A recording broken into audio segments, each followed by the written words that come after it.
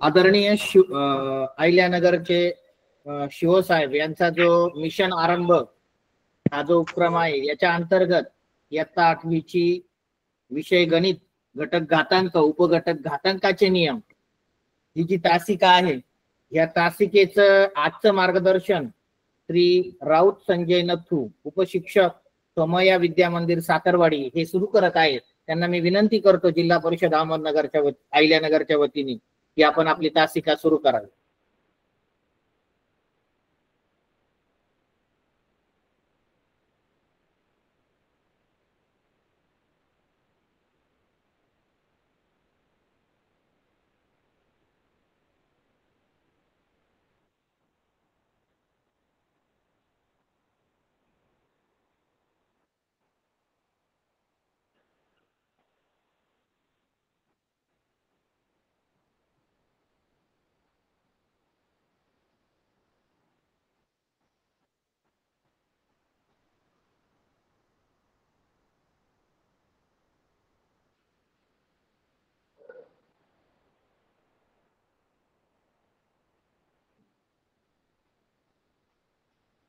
सर्वांना नमस्कार। जिल्हा परिषद अहमदनगर अंतर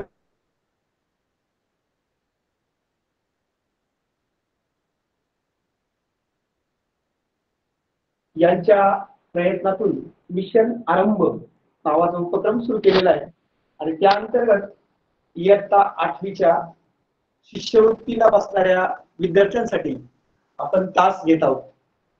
तर आजचा जो घटक आहे तो घटक आहे घातांक।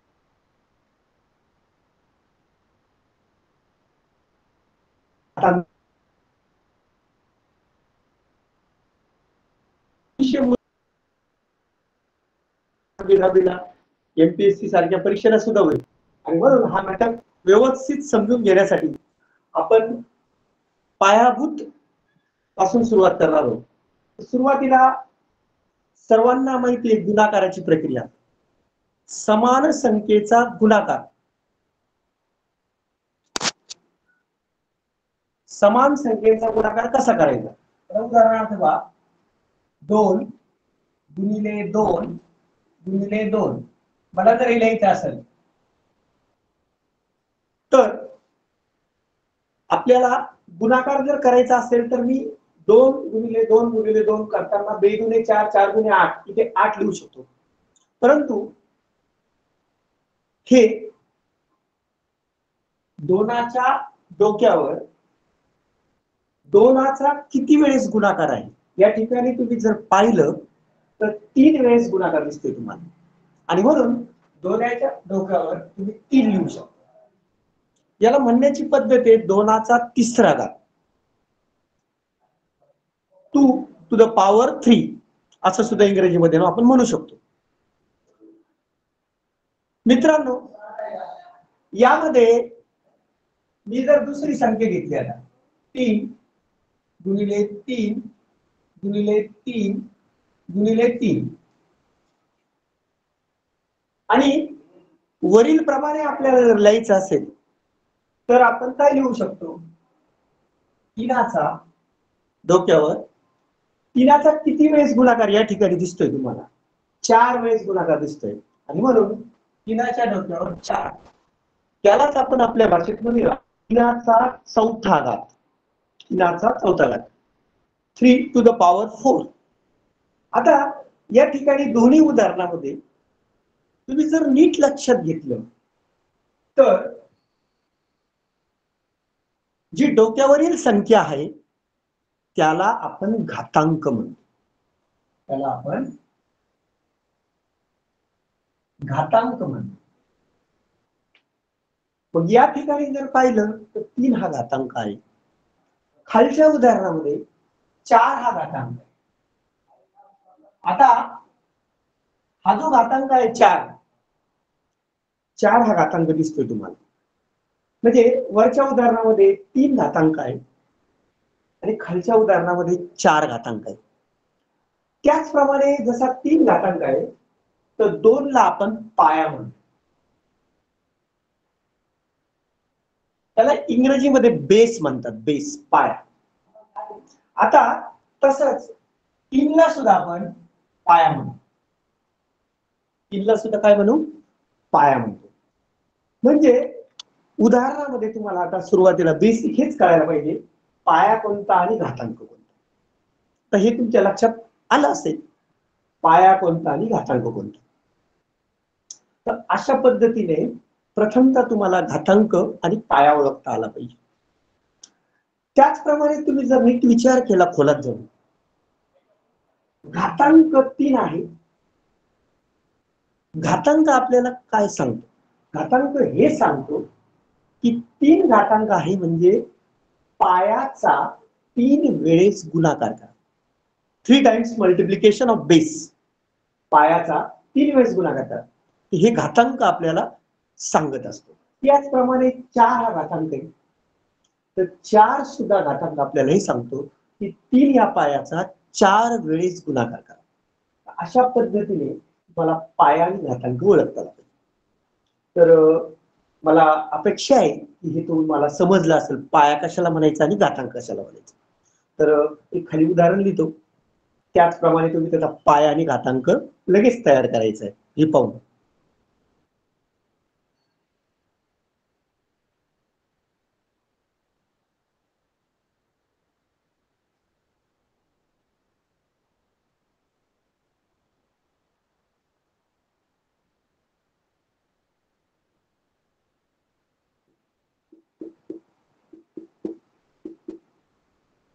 प्रत्येकाने आपल्या समोर जी वही असेल, नोटबुक असेल, त्यामध्ये हे तर लिहूनच घ्यायचं आणि खालचं वरील प्रमाणे पाया घातांकाच्या रूपात लिहायचं.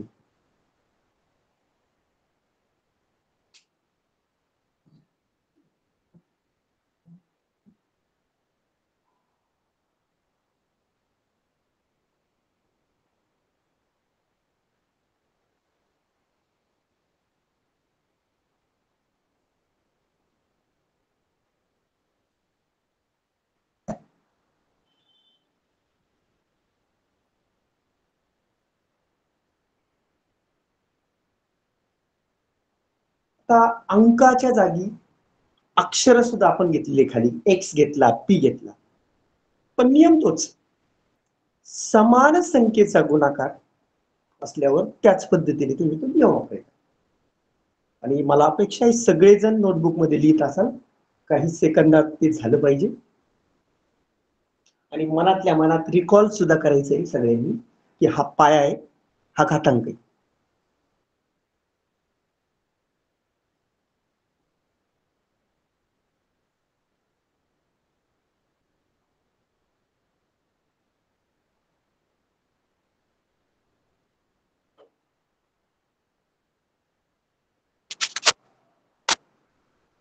तर पाहूया तुम्ही काय उत्तर लिहिलं सगळ्यांनी. या उदाहरणामध्ये पहा, 4चा तिसरा घात, 4 to the power 3. आता या ठिकाणी जर पाहिलं 3 वेळेस गुणाकार आहे म्हणून इथे पाया 4 असेल, घातांक 3 असेल. पुढील उदाहरणामध्ये पहा, संख्येच्या ऐवजी आपण अक्षर घेतलेले, लेटर यूज केलेले. तर रूल तोच, नियम तोच, पी चा 3 वेळेस गुणाकार म्हणून पी च्या डोक्यावर 3. या ठिकाणी जर पाहिलं तर 3 हा घातांक असेल आणि पी हा पाया झाला.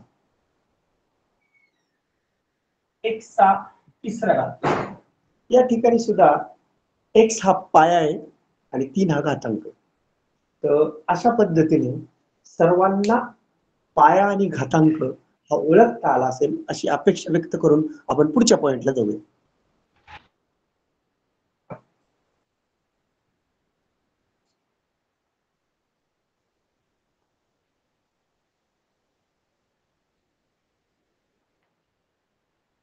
आता आपल्याला पुढील मुद्द्याकडे जायचंय, म्हणजे आपल्याला रूल्स ऑफ इंडायसिस, घातांकाचे नियम. घातांकाचे नियम येणं फार महत्वाचं आहे. घातांक प्रकरण यायचं असेल तर घातांकाचे नियम आलेच पाहिजे. आपण आता घातांकाचे नियम पाहू.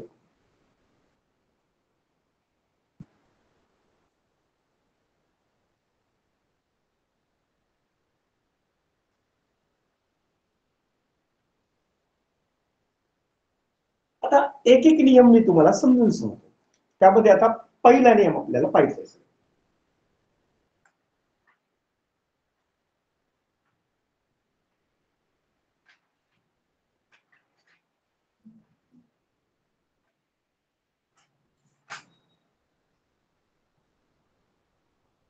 आता दोन घातांकित संख्या घेतोय मी आता.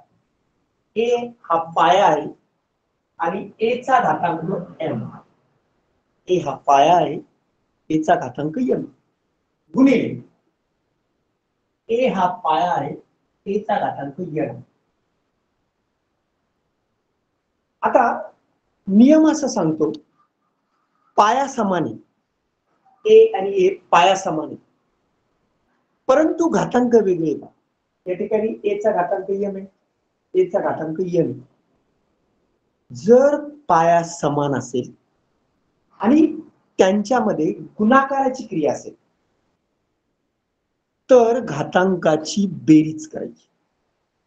परत एकदा नीट ऐका सगळ्यांनी.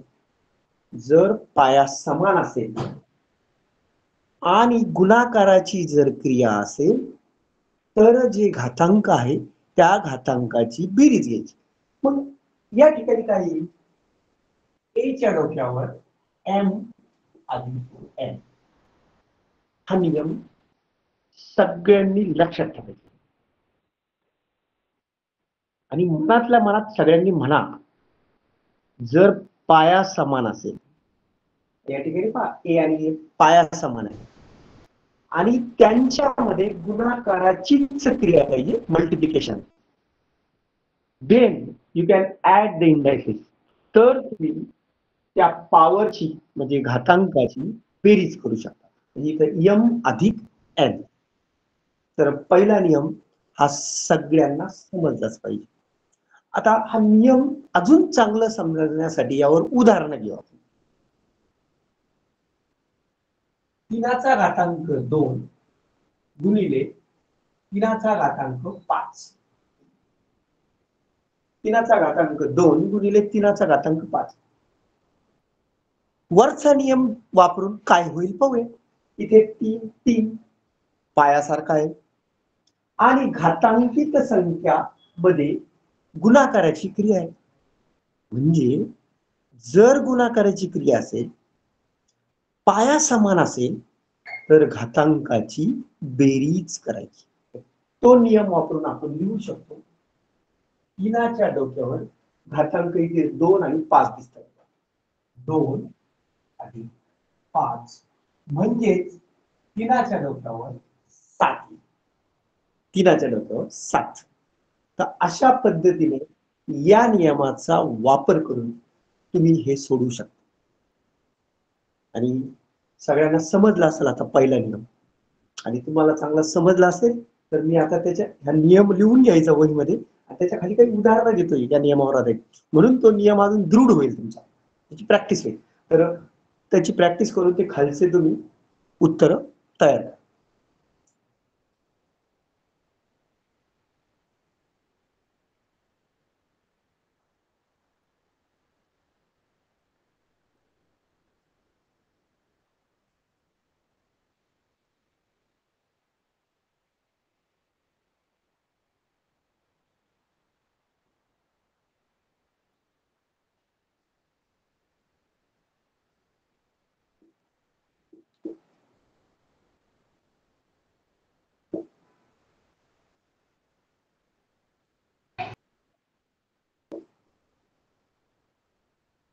सगळ्यांनी वरच्या नियमाचा वापर करून 3 गणित सोडवायची आणि त्याचबरोबर नियम हा लक्षात ठेवायचा आहे. त्याच्यामध्ये असलेली कंडिशन लक्षात ठेवायची. पाया समान, गुणाकार, घातांकाची बेरीज पाठ करून टाकायचे. तुम्ही सर्वजण हुशार आहात त्याच्यामुळे तुम्ही करणारच आहात. सोडवा.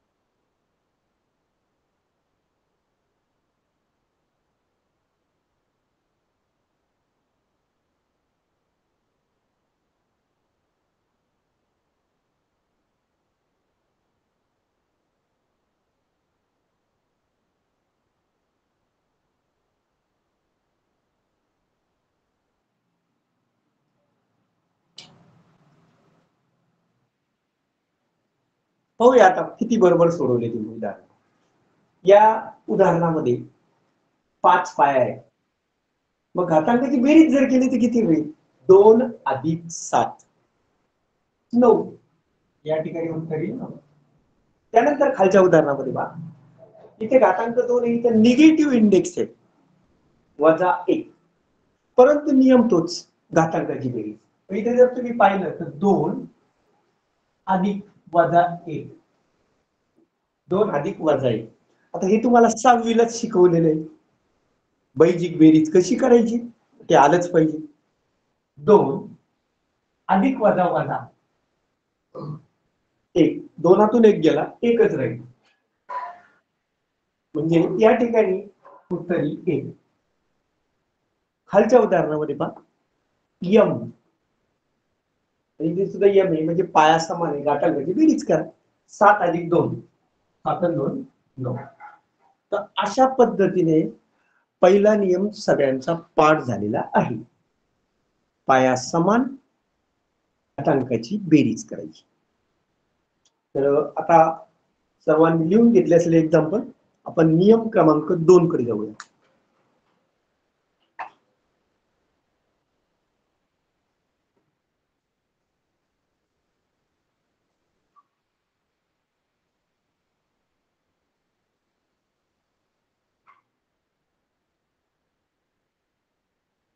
नियम क्रमांक 2 काय सांगतो ते पहा. a⁻m पाया a घातांक m. आता आपण पहिल्या नियमामध्ये गुणाकार घेतला होता. आता दुसरं ऑपरेशन घेऊ, दुसरा क्रिया घेऊ. भागाकार असेल तर काय? a⁻m divided by a⁻n. म्हणजे पाया समान आहे आणि भागाकाराची क्रिया आहे, डिव्हिजन आहे. तर ज्यावेळेस मल्टिप्लिकेशन होतं त्यावेळेस बेरीज केली होती आपण. आता डिव्हिजन असेल तर त्याची विरुद्ध प्रोसेस वजाबाकी करायची आपल्याला. तर मग या ठिकाणी आपल्याला असं लिहिता येईल a⁻m-n. परत एकदा नीट ऐका सर्वांनी. पाया समान आणि भागाकाराची क्रिया असेल तर घातांकित संख्या म्हणजे यम आणि n त्यांची वजाबाकी करायची. आपण वजाबाकी केली पाहिजे, यम वजा n. आता हा नियम वापरून आपण उदाहरण कसे लिहू शकतो ते पहा. a⁵ divided by a⁵2 is equal to a⁴. आता इथे जर नीट पाहिलं तर नियम वरचा आपल्याला यूज करायचा आहे. इथे घातांक 5 आहे, इथे घातांक 2 आहे आणि दोन्ही घातांकित संख्येमध्ये भागाकाराची क्रिया आहे. नियम काय सांगतो? जर भागाकार असेल, डिव्हिजन असेल तर वजाबाकी करा. घातांकित संख्येची वजाबाकी करा. 5 - 2, 5 मधून 2 जर गेले तर उत्तर येईल 3. अशा पद्धतीने उत्तर येईल 3. नियम काय कळाला सगळ्यांना?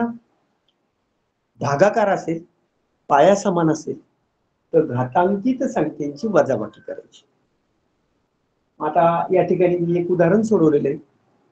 तुम्हाला खाली काही उदाहरणं देतो ते तुम्ही सोडवण्याचा प्रयत्न करा.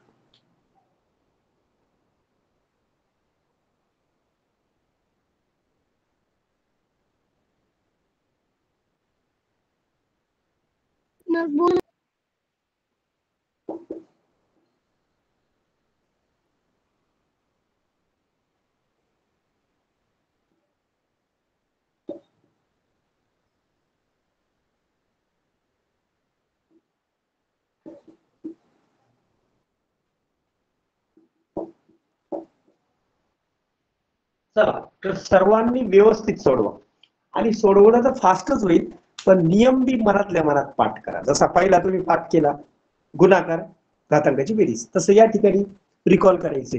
भागाकार असेल तर घातांकाची वजाबाकी सोडवा.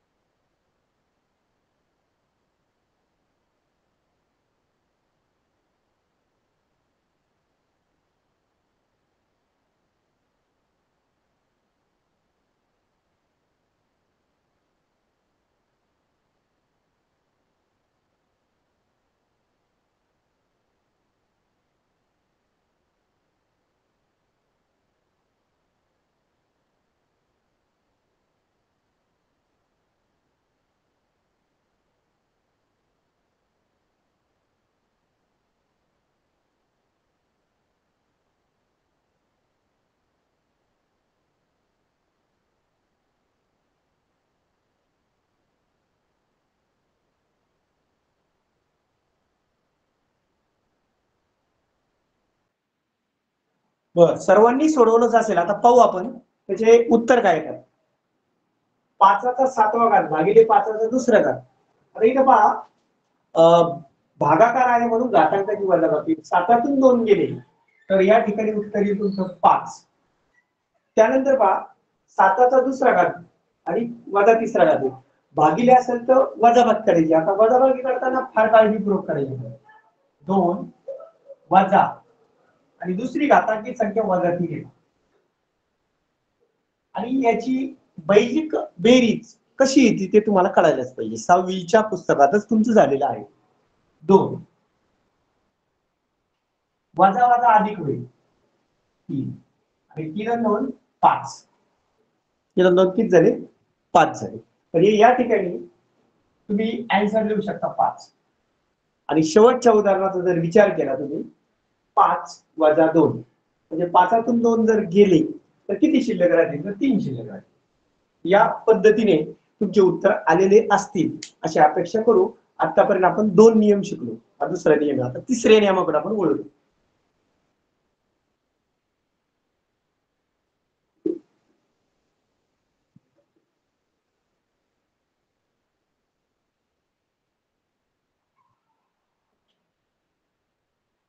तर तिसरा नियम काय पहा. समजा ए हा पाया आहे. ए हा काय आहे? पाया आहे. त्याचा घातांक एम आहे. त्याचा घातांक किती आहे? एम. आणि पुन्हा या संपूर्ण संख्येचा एन हा घातांक. म्हणजे याला आपण मराठीमध्ये म्हणतो घाताचा घात. ए चा पहिला घात एम परत दुसरा घात एन. जर 2 घातांक असेल किंवा 3 असतील तर नियम काय सांगतो पहा. घाताचा घात असेल, एकच पाया असेल त्याच्यावर पहिला घात दुसरा घात तिसरा घात, तर अशा वेळेस घातांकांचा गुणाकार करायचा. You have to do the multiplication of the powers. काय करता येईल गुणाकार पहा. त्याचा घातांक ए च्या डोक्यावर यम गुणिले एन. पहिला घातांक यम आहे, दुसरा घातांक एन आहे, म्हणजे यम गुणिले एन.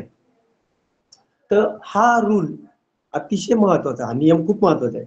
जर पाया असेल, पायाच्या डोक्यावर 2 घातांक असेल, 3 असेल, काय जे असतील ते असेल, तर त्यांचा गुणाकार करायचा. आता आपण उदाहरणाच्या माध्यमातून पाहू म्हणजे अजून चांगलं समजतं. त्या ठिकाणी जर पाहिलं तुम्ही एक्सच्या डोक्यावर 2 घातांक घेतला आणि इथे 4 घातांक घेतला. आता नियम काय सांगतो आपल्याला. जर 2 घातांक असेल पायाच्या डोक्यावर तर घातांकांचा गुणाकार करायचा. एक्सच्या डोक्यावर 2 गुणिले 4. एक्सच्या डोक्यावर 4 गुणे 8. एक्सच्या डोक्यावर आले 8. तर अशा पद्धतीची उदाहरणं मी खाली देतो, ते सोडवा आता तुम्ही सगळ्यांनी. आणि नियम लक्षात ठेवायचा. घाताचा घात डबल घातांक असेल, टिबल असेल तर त्या घातांकाचा गुणाकार करायचा आहे आपल्याला. 2च्या डोक्यावर 3 त्याचा घातांक 4. 2च्या डोक्यावर किती? पीच्या डोक्यावर 4 त्याचा घातांक -2 -2. पीचा घातांक किती?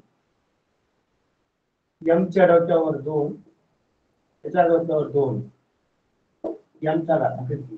तर हे उदाहरण आता तुम्ही सर्वांनी काळजीपूर्वक सोडवा आणि मनातल्या मनात रिकॉल करायला पाहिजे तुम्ही की पॉवर असेल, पाया एकच असेल आणि पॉवर म्हणजे घातांक 2 असतील 3 असतील एकाच पायावर, तर त्याचं मल्टिप्लिकेशन करायचं, गुणाकार करायचं आणि सोडवा सर्वांनी.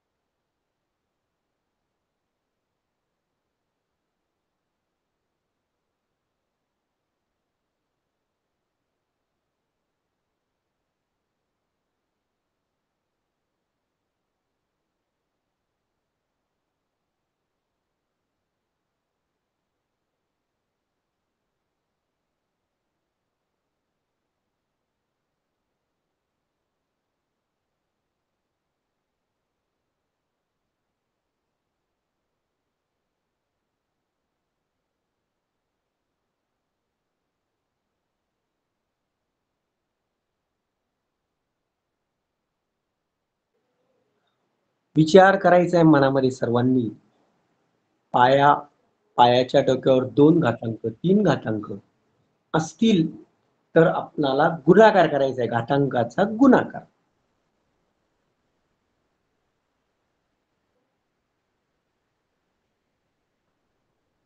भविष्यामध्ये तुम्ही सर्वजण हुशार आहात.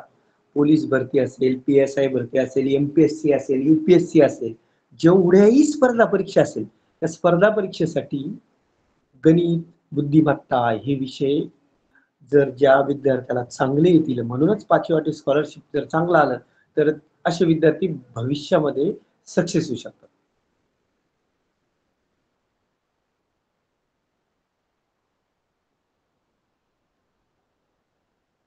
सर्वांचं उत्तर आलं असेल. आपण आता उत्तर लिहूया. इथे पहा 2चा तिसरा घात त्याचा चौथा घात म्हणजे गुणाकार करावा लागेल 4 त्रिक 12. त्यानंतर पीचा चौथा घात आणि त्याचा -2 डबल घातांक म्हणजे घाताचा घात, घातांकाचा गुणाकार. आता गुणाकार करताना 4 दुने 8 आणि तो मायनस साइन आहे म्हणून -8 घ्या. त्यानंतर खाली जर पाहिलं m चा दुसरा घात आणि त्याचा दुसरा घात 2 गुणिले 2 किती झाले? समजा 4 झाले. तर m चा चौथा घात. तर या पद्धतीने तुम्ही उत्तर लिहू शकता आणि नियम क्रमांक 3 सर्वांना समजला असेल. आता पुढील नियमाकडे आपण जाऊ.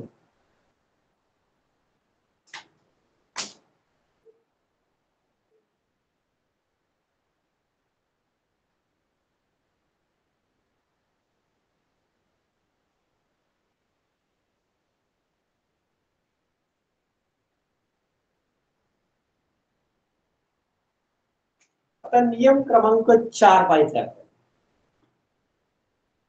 नियम क्रमांक 4 काय पहा.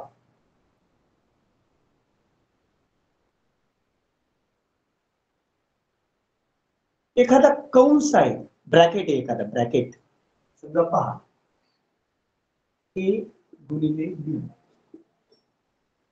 आणि त्याच्यामध्ये 2 संख्या आहेत आणि त्या कंसाचा घातांक आहे A multiply B raise to m.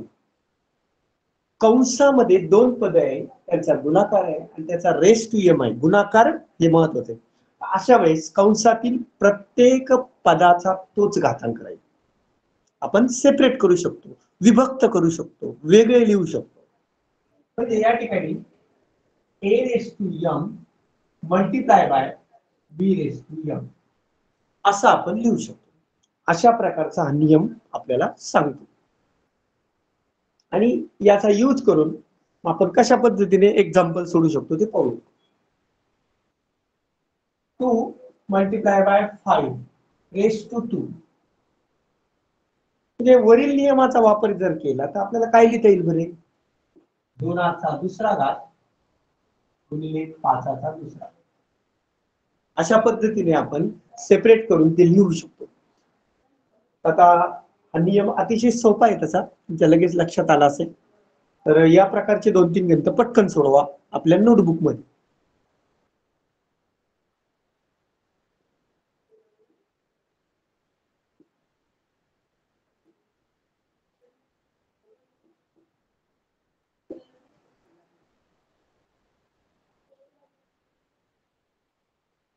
फक्त 2च गणित दिलेले आणि व्यवस्थित आणि पटकन सोडवा.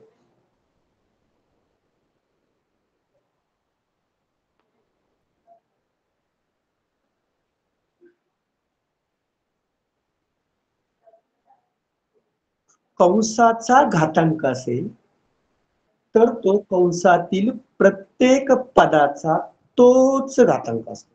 या नियमाचा यूज करून आपल्याला पटकन सोडवायचं.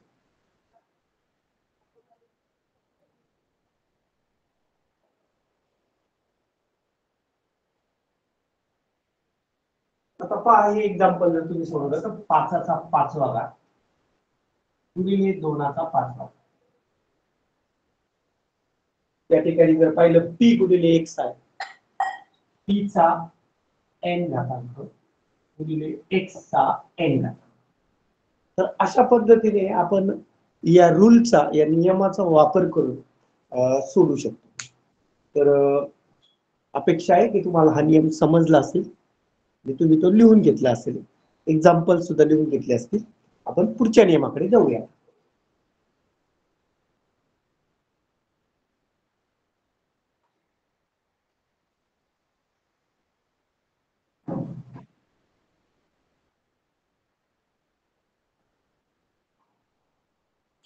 पुढचा नियम जो आहे तो सेम याच प्रकारचा आहे.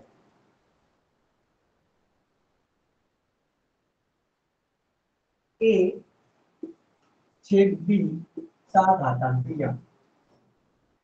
पहिल्या नियमामध्ये दोन संख्येचा कंसामध्ये गुणाकार होता. आता या नियमामध्ये दोन संख्येचा भागाकार आहे. A upon B means what? A divided by B. म्हणजे ए आणि बी च गुणोत्तर रेशो आहे, भागाकार आहे.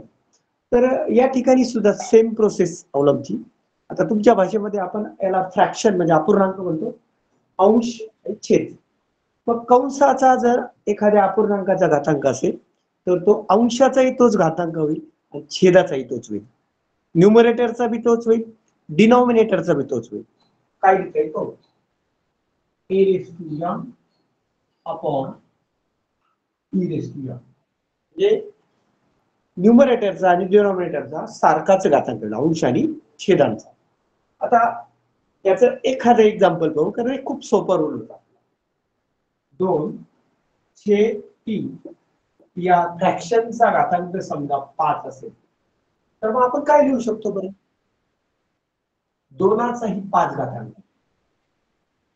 छेद 3चाही 5 घातांक. 2चाही 5 आणि 3चाही 5. या नियमाचा वापर करून अशा पद्धतीने आपण लिहू शकतो. पटकन हे लिहून घ्या, मग आपण पुढील नियमाकडे जाऊया.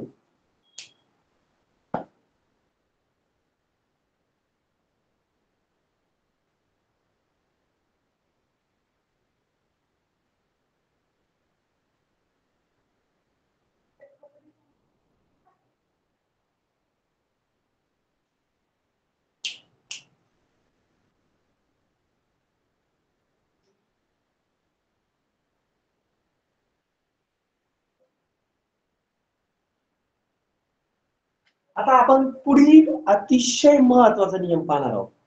पुढील जो नियम आहे तो खूपच महत्वाचा आहे, खूपच महत्वाचा आहे. तो कोणता नियम आहे ते पाहूया. पुढचा नियम असा आहे, एखादी शून्येतर म्हणजे शून्य सोडून संख्या असेल, समजा ए ही संख्या घेतली आपण, ए ही एक संख्या आहे शून्येतर, शून्य सोडून, आणि त्या संख्येचा जर शून्य घातांक असेल, जर त्या संख्येचा शून्य घातांक असेल तर अशा वेळेस हा नियम सांगतो की त्याची किंमत ही 1 असते. त्याची किंमत किती असते? 1 असते. ए चा शून्य घातांक बरोबर 1. म्हणजे कोणत्याही शून्येतर संख्येचा घातांक जर शून्य असेल तर त्याची किंमत ही 1 असते. मग या नियमाचा जर आपण उपयोग केला तर आपल्याला कसे उदाहरण सोडवता येईल ते पाहूया.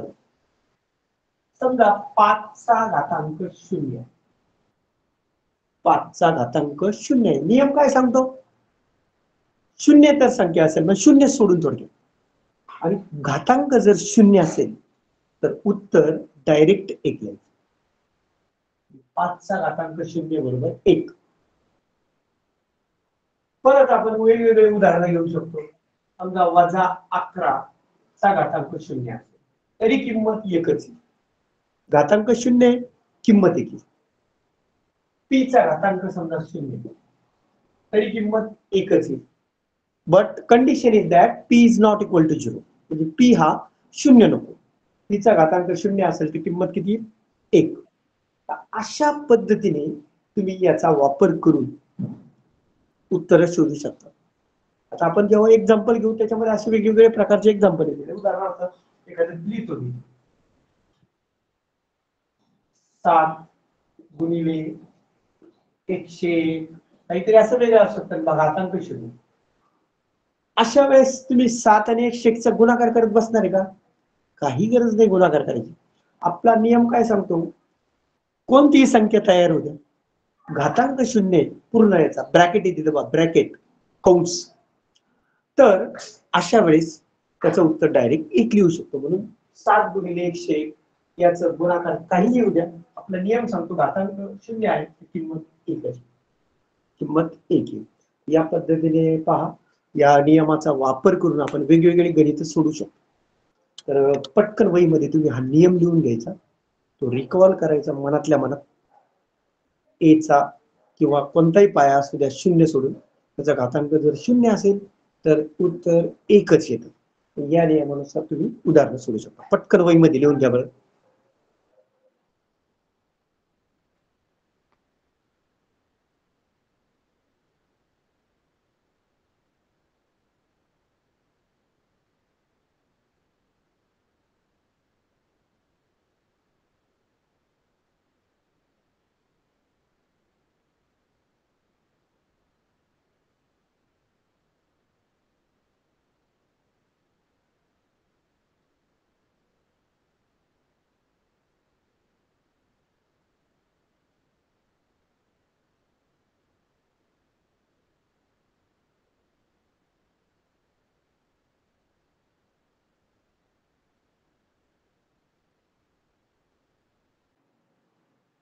लिहून झालं असेल सगळ्यांचं. आता पुढील नियम पाहू.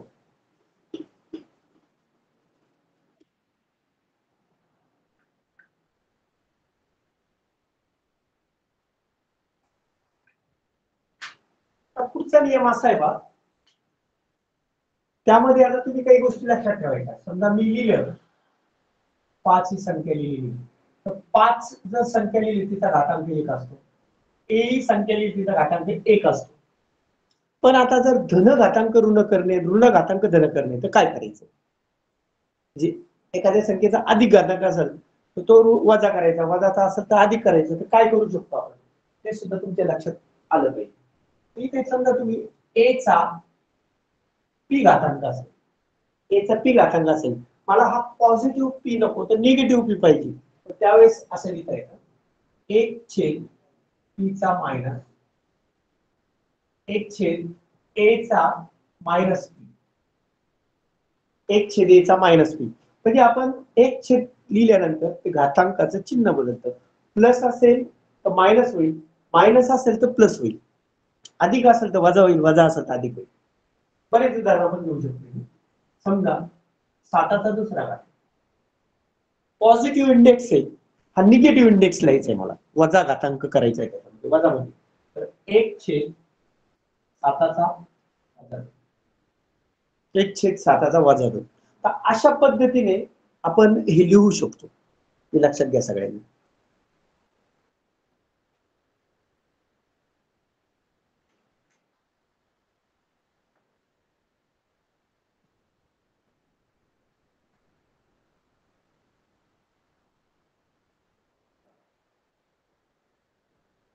आता आपण नियमाच्या जवळजवळ नियम संपवलेले, पण आता ते घातांकित रूपात आणि शून्य असलेल्या संख्या कशा लिहायच्या त्यावर थोडा विचार करू.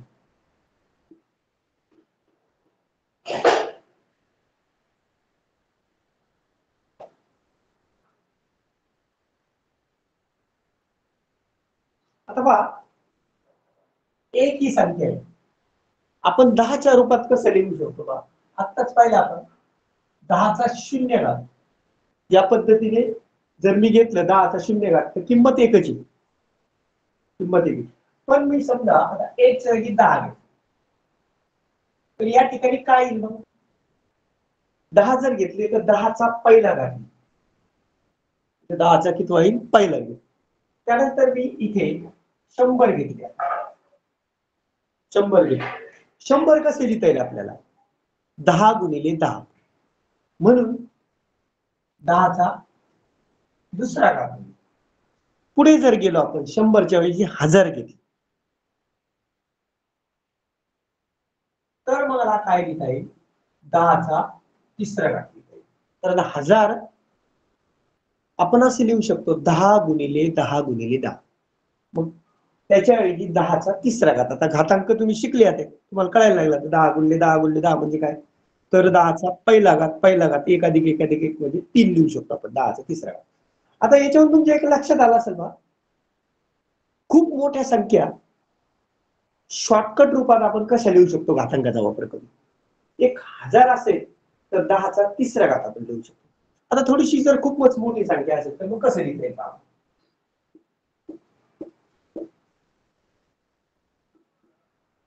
समजा मी 1,00,000 ही संख्या घेतली पहा, 1,00,000 ही संख्या घेतली. मग आता 10च्या घातांकाच्या रूपात आपल्याला लिहायची असेल तर आपण हा नियम फॉलो करून लगेच लिहू शकतो. इथे पहा 1000 असेल तर 10चा तिसरा घात, 3 शून्य होते 3 घातांक, 2 शून्य 2 घातांक, 1 शून्य 1 घातांक, म्हणजे किती शून्य आहे लगेच लक्षात येते. 5 शून्य 10चा 5वा, 5 शून्य आहे 10चा 5वा घात. अशा पद्धतीने आपण शॉर्ट स्वरूपात लिहू शकतो. तर सगळ्यांच्या लक्षात आलं असेल असं मला वाटतं. तर लिहून घ्यायचंय पटकन, तर याचा वापर पुढे तुम्हाला होणार आहे. पुढे भविष्यात तर खूप होतो 11वी-12वी ला फिजिक्स मध्ये वगैरे शॉर्टकट मध्ये संख्या लिहिल्या जातात. खूप मोठ्या ज्या संख्या असतात ना त्या कमी करून लिहिल्या जातात, 10च्या घातांकाच्या रूपात लिहिल्या जातात. त्यावेळेस अशा बेसिक गोष्टी जेव्हा विद्यार्थ्यांच्या पक्क्या असतात त्यांना पुढे त्रास होत नाही.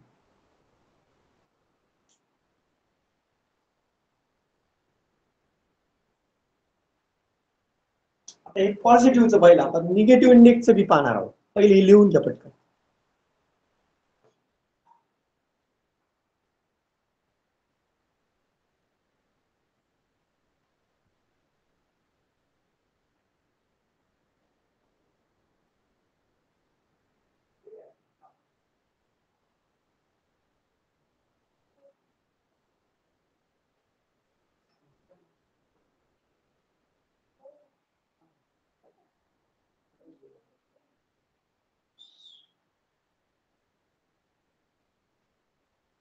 बर, पुढचं आता आपल्याला पाहायचंय,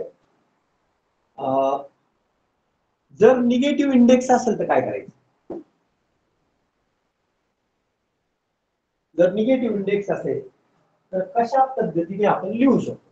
आता पहा 1/10 असेल तर आत्ताच घातांकाचे नियम शिकलो आपण.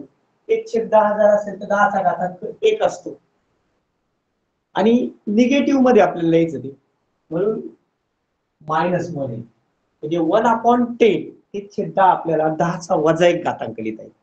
आता पुढे गेलो, 1/100 घेतलं, 1/100 जरी घेतले मी, परंतु 1/100 आपल्याला कशी लिहिता येत तुम्हाला चांगलं माहिती. 1/100 म्हणजे 10चा दुसरा घात. 100 10 गुणिले 10, 10चा दुसरा घात. आता 10चा दुसरा घात असेल तर निगेटिव्ह इंडेक्स मध्ये हा पॉझिटिव्ह इंडेक्स आहे, तो निगेटिव्ह मध्ये कसा लिहायचा. आपलं झालेलं आहे 1 असेल तर 10⁻² वजा 2 10⁻². म्हणजे या पद्धतीने पहा किती मोठी संख्या येऊ द्या आपण 10⁻⁴ लिहू शकतो. एखादी मोठी संख्या.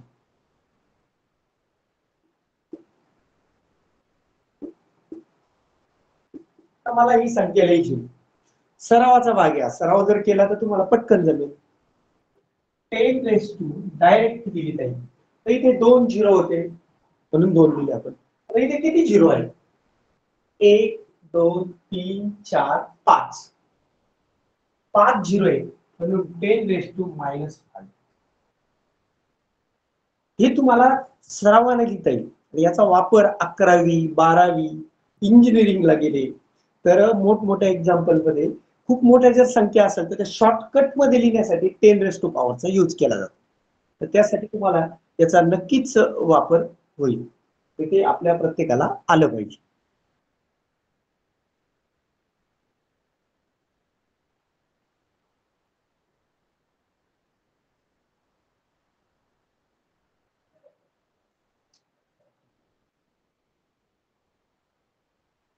लिहून घ्या सगळ्यांनी प्रत्येकाने.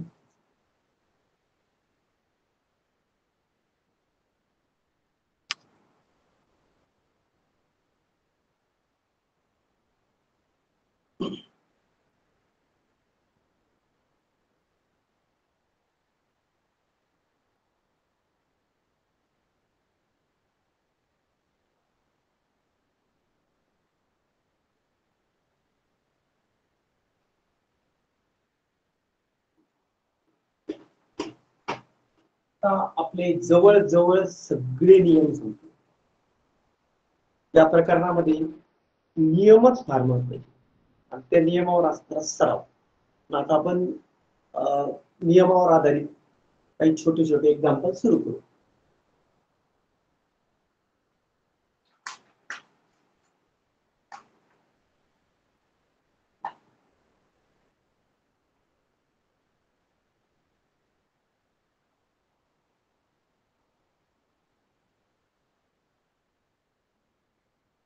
तुमच्या पुस्तकांमध्ये वेगवेगळ्या प्रकारचे एक्झाम्पल्स आहेत.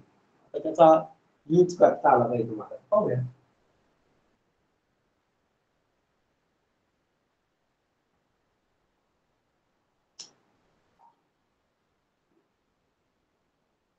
समजा असं एखादं उदाहरण आहे.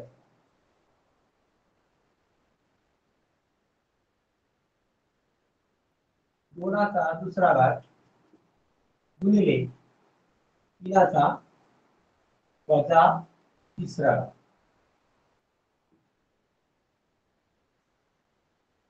त्यानंतर तीनाचा दुसरा घात गुणिले दोनाचा वजा दुसरा घात. यामध्ये तुम्हाला सांगितलं कोणती बाजू मोठी आहे, चिन्हाचा वापर करा लहान मोठी.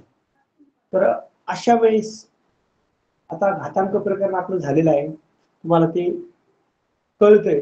त्या हिशोबाने जर पाया समान असेल तर नियम वापरायचे, नसेल तर डायरेक्ट किमती काढायच्या. या ठिकाणी जर तुम्ही पाहिलं असेल तर पाया काही सारखे नाही. मग इथे रूल्स म्हणजे नियम वापरता येणार नाही. डायरेक्ट घातांकाच्या नियमानुसार तुम्हाला सोडवावं लागेल. पण हे सोडवताना काळजीपूर्वक सोडवावं लागेल. या ठिकाणी थोडंसं गणित लिहिण्यात चुकलेलं आहे. मी चिन्ह घातांकाचं गुण नसणार, इथे वजा 3चा घातांक असेल, याला वजा 2चा घातांक 2 असेल. आता या ठिकाणी आपल्याला डायरेक्ट किमतीच काढावं लागेल, दुसरा काहीच पर्याय नाही आपल्याकडे. आता 2चा दुसरा घात जर काढायचा असेल मला, तर 2चा 2 वेळेस गुणाकार करावा लागेल तुम्हाला. 2चा दुसरा घात 2 गुणिले 2, 2 गुणिले 2 केले तर किती येतील सगळ्यांना कळतं? 4. हा तर मी लिहितोय 2 गुणिले 2 गुणिले इथे वजा 3चा तिसरा घात आहे, म्हणजे घातांक 3 आहे म्हणून 3 वेळेस गुणाकार.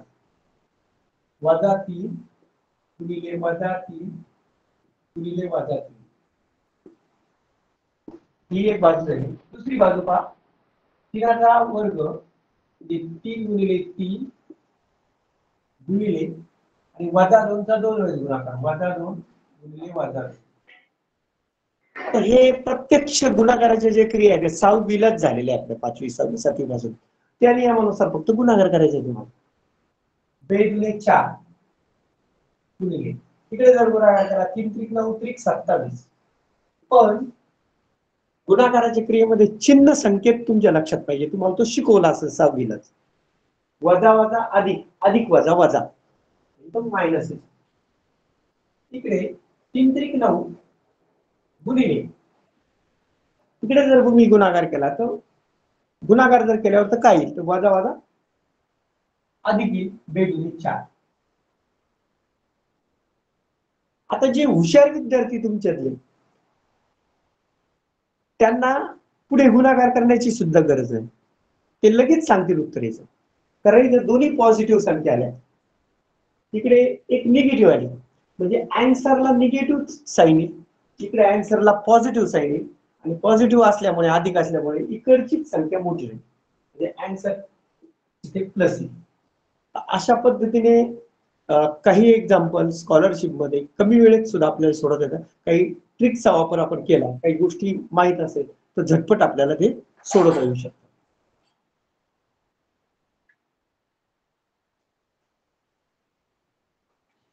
असंच तुमच्या पुस्तकात एक गणित दिलेले पहा.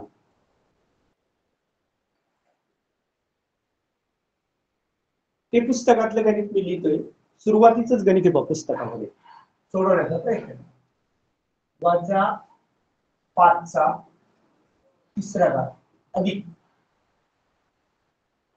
2चा चौथा घात, ते चौपट वजा 7चा दुसरा घात अधिक अधिक आहे प्लस 4/2 आणि चौकटीमध्ये तुम्हाला योग्य चिन्ह द्यायचं, च्यापेक्षा लहान च्यापेक्षा लहान मोठे बरोबर काय जे असेल ते, किंवा यापैकी कोणतंही नाही. तर तुम्ही घातांकाचा वापर करून लगेच सोडू शकता. तर सोडवण्याचा प्रयत्न करा बरं. कोण सोडवतो?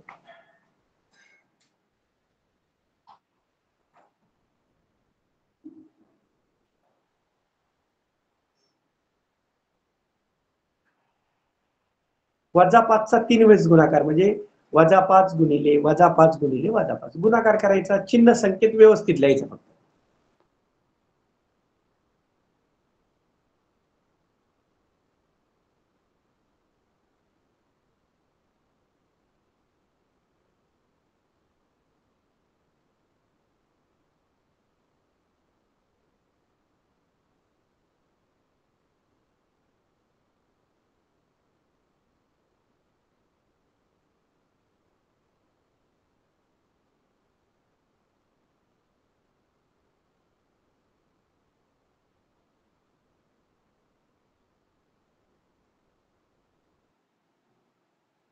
सर्वजण प्रयत्न करत असतील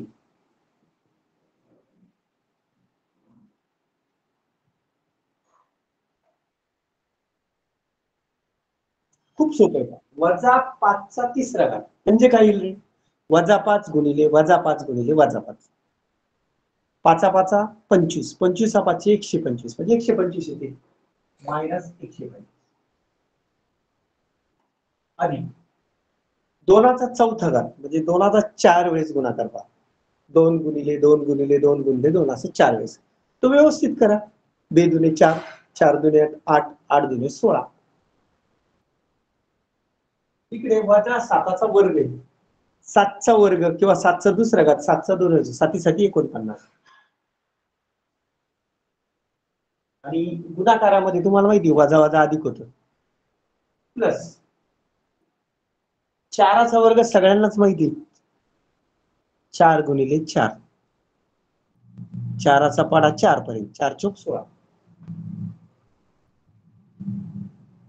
त्यानंतर काय नियमानुसार बैजिक बेरीज असेल ती करायची. आता इथे एक मायनस साईन एक प्लस साईन म्हणजे वजाबाकी करावं लागेल. 125 मधून 16 वजा करावा लागतो तुम्हाला. 125 मधून जर तुम्ही 16 वजा करण्याचा प्रयत्न केला तर 109 राहतील. पण चिन्ह मात्र मायनसच राहील, मोठ्या संख्येचं चिन्ह. आणि तिकडे मात्र दोन्ही पॉझिटिव्ह नंबर आहे, त्याच्यामुळे बेरीज नियमानुसार जी होईल ती बेरीज. बेरीज जर तुम्ही व्यवस्थित केली तर 9 6 15 चला 1 4 1 5 1 6 5 आणि इथे सुद्धा तुम्ही सर्वजण हुशार आहात. काही सेकंदाचा वेळ न घालवता लगेच एक पॉझिटिव्ह नंबर आहे, एक निगेटिव्ह नंबर आहे. आणि you know that positive number is always greater than negative number. धनसंख्या ही ऋण संख्येपेक्षा नेहमीच मोठी असते. म्हणून 65 वजा 109 पेक्षा मोठी. आणि या ठिकाणी तुम्हाला सहज उत्तर मिळतंय की उजवी बाजू ही मोठी. तर लिहून घ्या पटकन सगळ्यांनी.